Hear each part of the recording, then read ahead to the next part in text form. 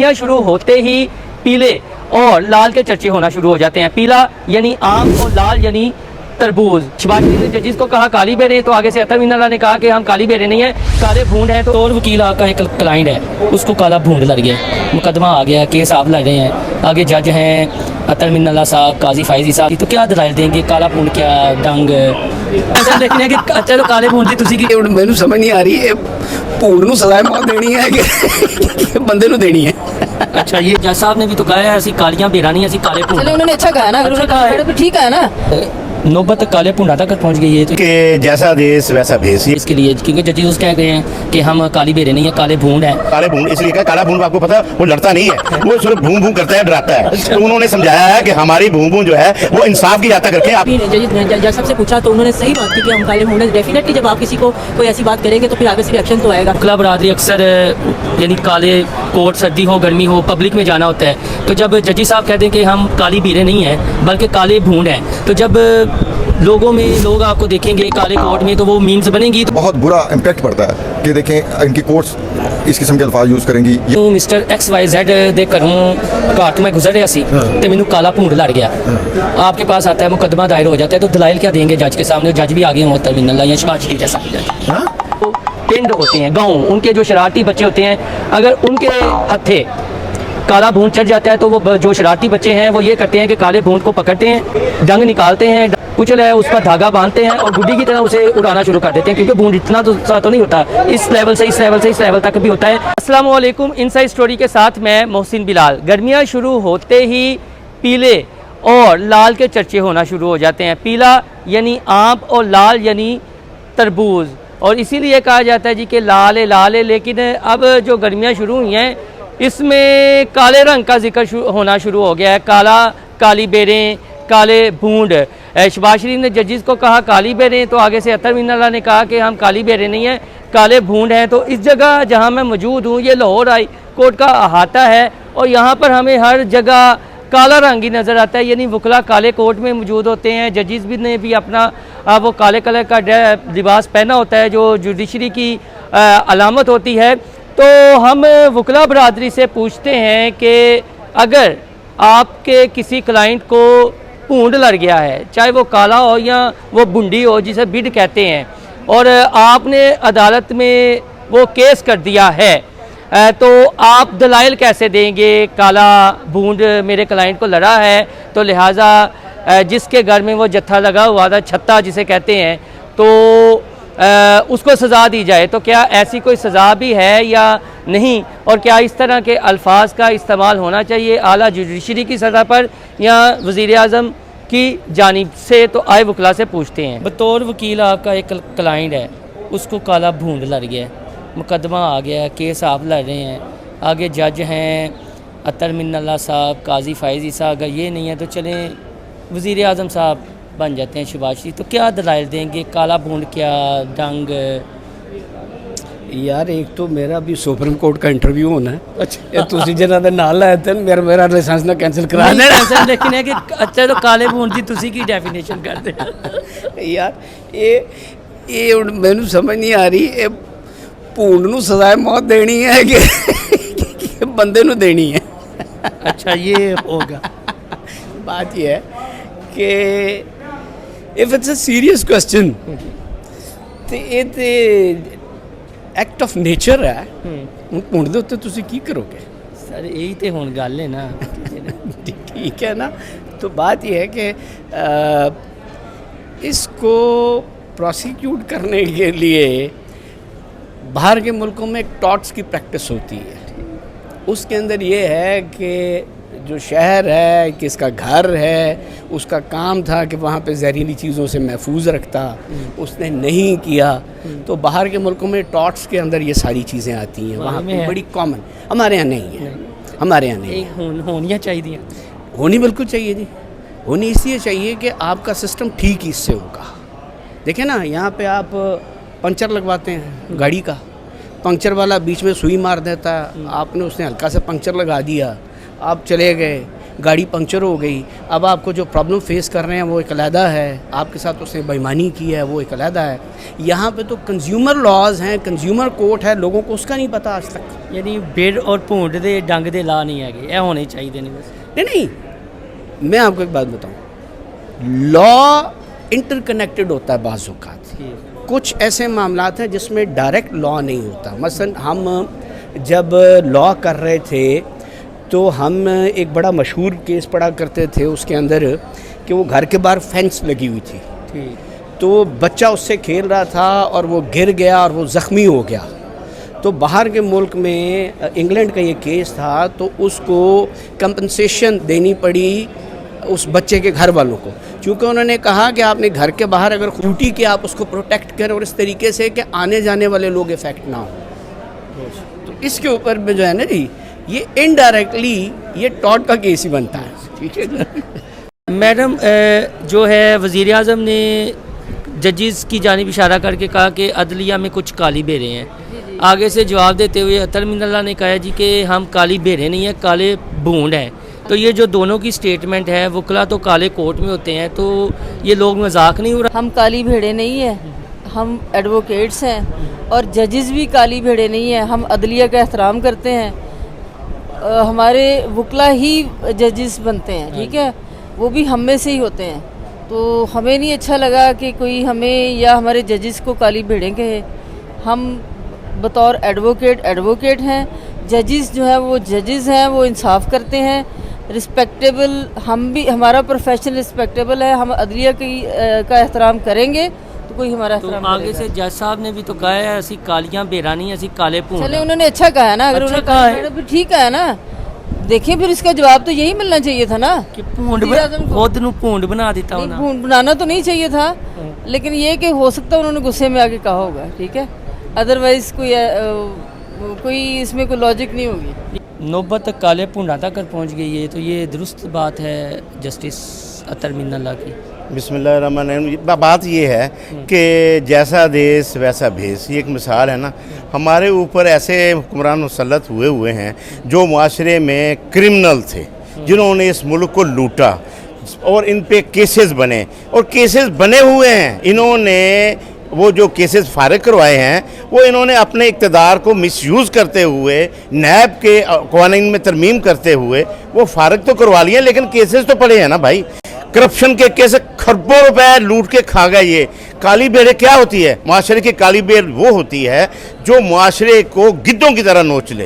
ये तो मुजरम अवाम के नहीं है, ये मुजरम इस कौम के बानी से लेकर कायदे आज़म के मुजरम है, हर बच्चे के मुजरम है, जो पैदा नहीं हुआ उसके भी ये मुजरम है। इन्होंने तो मुल्क को लूटा हुआ है। काली भेड़ें ये हैं, काली भेड़ों से भी ज़्यादा ये नासूर हैं माशरे के, वो जो माशरे को चूट के नोच के खा गए हैं। और ये मैं आपको बताऊं, जो जज इनके हदैबिया को सही कर दे, अरबों रुपए की करप्शन को सही कर दे, वो तो बड़ा अच्छा है। यार ये जो 50 रुपए के स्टाम्प पे गए हुए लोग भगोड़े, अब पाकिस्तान में आके भगोड़ा फारग नहीं हुआ। वो कानून जो इन्होंने अपने हक में अमेंड करके किया है, उसकी वजह से ये जो है ना भगोड़ापन जो है ना वो फारग हुए हैं। लॉ की डिक्शनरी में काला भूंड का लफ्ज़ आ जाए वकला के लिए या जजेस के लिए, क्योंकि जजेस कह गए हैं कि हम काली बेरे नहीं हैं, काले भूंड हैं।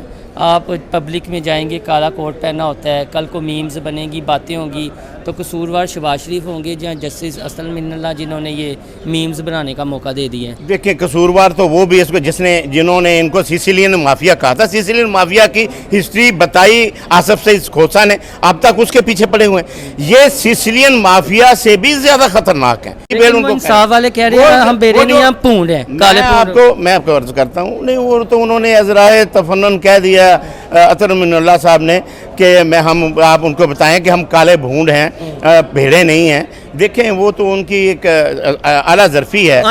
मैं समझता हूँ कि उन्होंने आला ज़र्फ़ी है कि उन्होंने एक्शन नहीं लिया। ये सुप्रीम कोर्ट की कंटेम्प्ट की है वज़ीर आज़म ने। और भी काला भूंड या काली भूंडी लड़ी है, वो पीली जो होती है।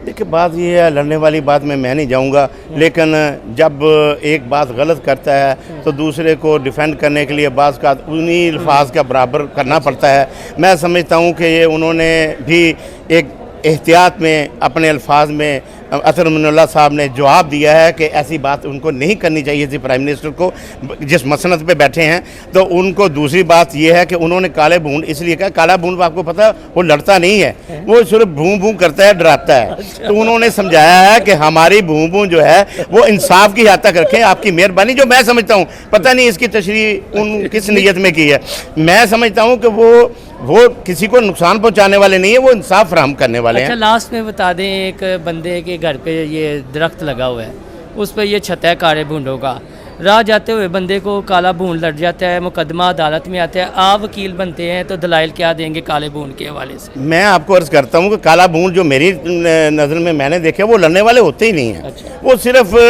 शुक्र शाकर वाले होते हैं, शुक्र शाकर वाले होते हैं काले भून के। लेकिन जो हमारे जज साहब जिन्होंने फरमाया है वो पाकिस्तान के इंतहाई दयानतदार और इंतहाई आला जजेज़ में शुमार होता है। या नहीं, जिसने भी जज साहब से पूछा तो उन्होंने सही बात की कि हम काले भून हैं। डेफिनेटली जब आप किसी को कोई ऐसी बात करेंगे तो फिर आगे से रिएक्शन तो आएगा।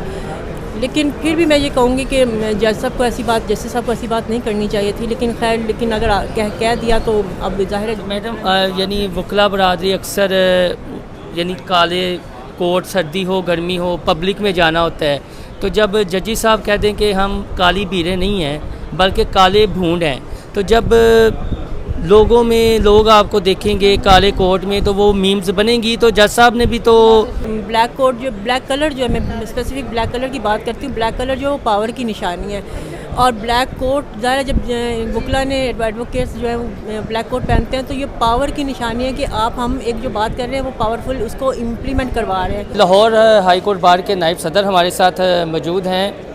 गर्मियों में अक्सर बात होती है पीले की और लाल की, यानी आम की और तरबूज की। ये कालों की बात होना शुरू हो गई है, काले भूनों की, और आपने काला कोट पहना हुआ है, तो ये क्या माजरा है, इसके पीछे हिकमत क्या है? तो मेरा ख्याल है काले भून वाली बात भी ये अगर चीफ जस्टिस ने की है तो ये भी हम समझते हैं ठीक कि नहीं, मुनासिब है। अतर मिन्नल्लाह साहब ने तो ये मतलब उसके उस जो उनका वो स्टेटमेंट थी, स्पीच थी, उसके रिबट में ये बात की हो, जो वज़ीर आज़म है ना, उनको ये बात करनी चाहिए। आप अदलिया पे हमें इस लेवल पे हम इंटरनेशनली क्या एक मैसेज दे रहे हैं कि हमारी अदलिया इस तरह फैसले करती है, इस तरह बयान दे के वो अपनी मर्ज़ी के फैसले लेना चाह रहे हैं, जो कि इंतहाई गलत और नामुनासिब है। काली बेरों से बात काले भूंड पे आ गई, तो ये जो स्टेटमेंट्स हैं इनको बतौर सीनियर वकील आप किस अंदाज से देखते हैं? दोनों स्टेटमेंट्स मकबूल हैं या दोनों ही इंतहाई नामकबूल हैं? देखें, दोनों ही इंतहाई नामकबूल हैं। दोनों तरफ से इस किस्म की स्टेटमेंट्स नहीं आनी चाहिए। एक तरफ प्राइम मिनिस्टर साहब एक ऐसा ओहदा है जिनके मुंह से निकले हर अल्फाज जो है वो मीडिया भी कैच करता है और लोग भी सुनते हैं। उनको जजेस में काली भेड़ों वाले अल्फाज इस्तेमाल करना बहुत ही एक नापसंदीदा अल्फाज थे। उसके बाद जुडिशरी को भी ख्याल करना चाहिए, this is the apex forum, supreme court से ऊपर कोई नहीं है। और हम समझते हैं कि सुप्रीम कोर्ट के तमाम जजेस बाशऊर भी हैं, समझदार भी हैं, और उनकी क्रेडिबिलिटी पे हम तो कोई शक नहीं करते। लेकिन प्राइम मिनिस्टर की बात पे इस तरह का जवाब जो है वो भी बहुत नामुनासिब और गैर महज़ब सा है। आप पहली बात तो कि एक ड्राइंग रूम वाली बातें जब आप पब्लिक में आके करेंगे तो उसका इम्पेक्ट पब्लिक पे बहुत बुरा पड़ता है। इसलिए इस किस्म के अल्फाज यूज़ करने से पहले सोचना चाहिए और इनसे इज्तनाब करना चाहिए। यहाँ सब कम्युनिटी पे कितना असर पड़ता है? एक तो है कि पब्लिक, एक है कि कम्युनिटी, जिस तरह लॉयर्स कम्युनिटी है, ये वो वकील हैं, काले कोट में होते हैं, चाहे सर्दी गर्मी हो जाते हैं, तो इससे तो मीम बनना नहीं शुरू हो जाएंगी। और आपको नहीं चाहिए कि जो जस्टिस अतर मिन्नल्लाह हैं थोड़ा सा वो स्टेप बैक आए इस स्टेटमेंट से? देखिए, बात ये कि उन्होंने स्टेटमेंट दे दी। आपको याद होगा कि वकला के बारे में भी बहुत अजीब और गरीब किस्म की स्टेटमेंट आती हैं, बड़े बड़े अलकाबात से मतलब उनको नवाजा गया है। हम क्योंकि रिप्रेजेंट करते हैं एक लीगल फर्टर्निटी को, हम समझते हैं कि लीगल फर्टर्निटी को रिप्रेजेंट करने वाले लोग एक तो कोर्ट्स के साथ हम डिफेंड करते हैं पब्लिक में जाके कोर्ट्स को, लेकिन बहुत सारी बातें ऐसी होती हैं जिसमें हमारे लिए मुश्किल हो जाता है पब्लिक में डिफेंड करना, और हमें being as a legal community एक बहुत बुरा इम्पेक्ट पड़ता है कि देखें इनकी कोर्ट्स इस किस्म के अल्फाज यूज़ करेंगी, या अगर हमारे बारे में इस किस्म के अलकाबात दिए जाएंगे तो हमारे लिए भी उसको डिफेंड करना मुश्किल हो जाता है। कोई ਤੁਹਾਡਾ क्लाइंट आ जाता है, वो आंदा जी मैनू मिस्टर XYZ ਦੇ ਘਰੋਂ ਘਾਟ ਤੋਂ ਮੈਂ ਗੁਜ਼ਰ ਰਿਹਾ ਸੀ ਤੇ ਮੈਨੂੰ ਕਾਲਾ ਭੂੰਡ ਲੜ ਗਿਆ आपके पास आता है मुकदमा दायर हो जाता है तो दलाइल क्या देंगे जज के सामने जज भी आगे हों अतर मिन्नल्ला या शहबाज शरीफ जैसा कोई जज हाँ अतर मिन्नल्ला साहब जैसा जज हो या शहबाज शरीफ जैसा कोई जज आगे बैठे ये वो आपका सवाल ही मुनासिब नहीं है कि अतर मिन्नल्ला एक वो जो है क्या कहते हैं सुप्रीम कोर्ट के ऑनरेबल जज हैं और शहबाज शरीफ मुल्क का वजीर आजम है। दोवां ने एक नू काली भेड़ किया एक ने क्या नहीं काली भेड़ा ने सिर्फ काले भूंडा नहीं मैं वो बात वो करूँ ना जो शहबाज शरीफ ने जिस कंटेंस में कहा है ना उसका जवाब अटॉर्नी जनरल पाकिस्तान ने दे दिया। उसने कहा जी वो उनको नहीं कहा और वो अगर वो हमारे मोजिद जज हैं हमारे साथ चौधरी इफ्तिखार की कैंपेन में रहे हैं हमारे साथ जिन्हें उनका एक रोल है उनका लेकिन मैं उनकी जो ऑब्जर्वेशन थी ना वो उनकी ऑब्जर्वेशन से मैं इत्तेफाक नहीं करता हूँ।